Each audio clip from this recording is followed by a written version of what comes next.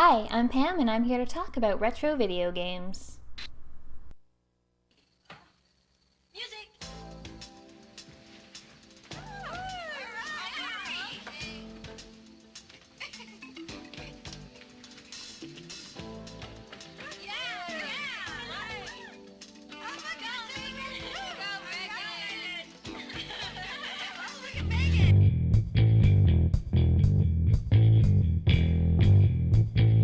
This week I played something that was at one point a very controversial game.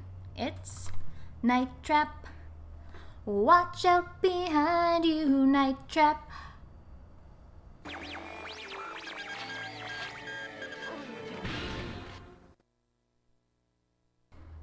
Night Trap was developed by Digital Pictures and released for the Sega CD in 1992.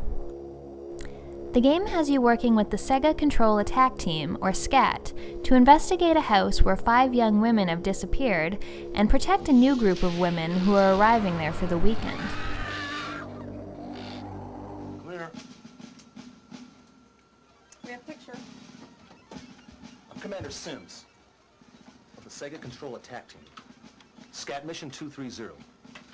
5 teenage girls have disappeared after spending the night at the old Lakeshore Winery house of Mr. and Mrs. Victor Martin and their children, Jeff and Sarah. Right now, another 5 girls are headed towards the Martins to spend the night. Your mission? Protect those girls from whatever happened to the last ones. Now listen up. Last night, one of our agents got into the house and found some kind of weird security system.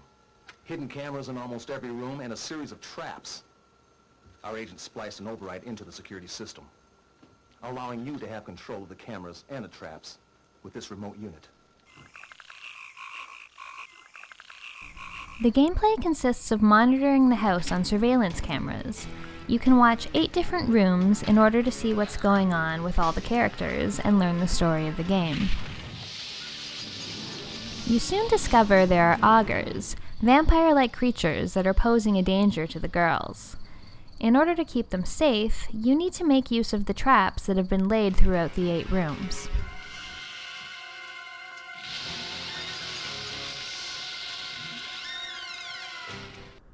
I was really excited when I first put this game on. I love full motion video and everything about Night Trap was gloriously corny and so 90s. However, once the initial sheen wore off, it became clear that this game has a lot of major design issues. Here's the problem. Watching all the gloriously campy acting of the story conflicts with the main gameplay mechanic of trapping augurs. Every scene is time-based and the time starts immediately. If you watch the opening scene where you're told what you're doing, you'll find you've wasted 2 minutes and there are a large number of augurs already in the house. This continues through the whole game. You need to make a choice between seeing the story or catching augurs. Let too many go uncaught or miss an attack on one of the girls, and it's game over. Megan is dead. You could have saved her. You were responsible for her life. You screwed up. There's a lot going on in this house. Too bad you're not going to be around to see any more of it. You screwed up! To make things even more annoying, you need to have the correct color security code in order for your traps to work. This changes a few times throughout the game. Tony has seen augs. Gotcha. I'd feel better if we switched the code again to orange. We don't want anyone else to get control. If you miss overhearing the code change, you're out of luck and just have to guess at the code until you get it right. Here's something I don't miss about CD-based FMV games. CD2 already? I've only been playing for 14 minutes. Night Trap was the cause of some controversy in the early 90s regarding violence in video games. It was even pulled off some store shelves in America after a couple senators, who I can only assume never even played the game, called it sick, disgusting, ultra-violent, and said that it encouraged people to capture and kill women. Here's the scene that seemed to cause most of the issues. You're not scaring me. Wait. What are you doing now? No!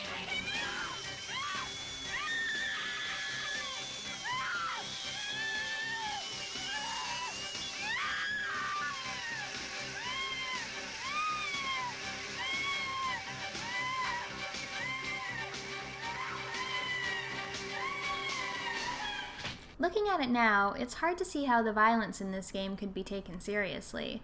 It's kind of like a send-up of a teen horror movie, except it's completely devoid of any blood or nudity. I really want to like Night Trap. It's just so oddly designed. With so many things going on at once, a lot of trial and error is needed if you want to win the game, or even get a chance to see most of the video footage. Tony's just here for the summer. You know, I think he likes Ashley. The game does have a few charms. It makes interesting use of surveillance footage for gameplay, something that's still being used to great effect 20-odd years later. Sarah, what is this? Oh, my father collects weird things. So, what can I say about Night Trap? I think it's a cool relic of gaming's past, and I'm glad that I played it, although mechanically, it's kind of a mess. If you want to pick up a copy of Night Trap on Sega CD, it's not too rare. You can probably find a copy for around $30 or $40. Help me, please, use the traps.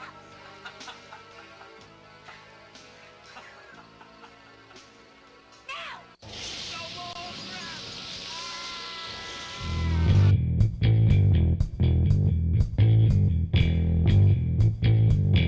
Well, that's it for today. Thank you for watching. Likes, shares, and comments are always appreciated, and I'll see you next time.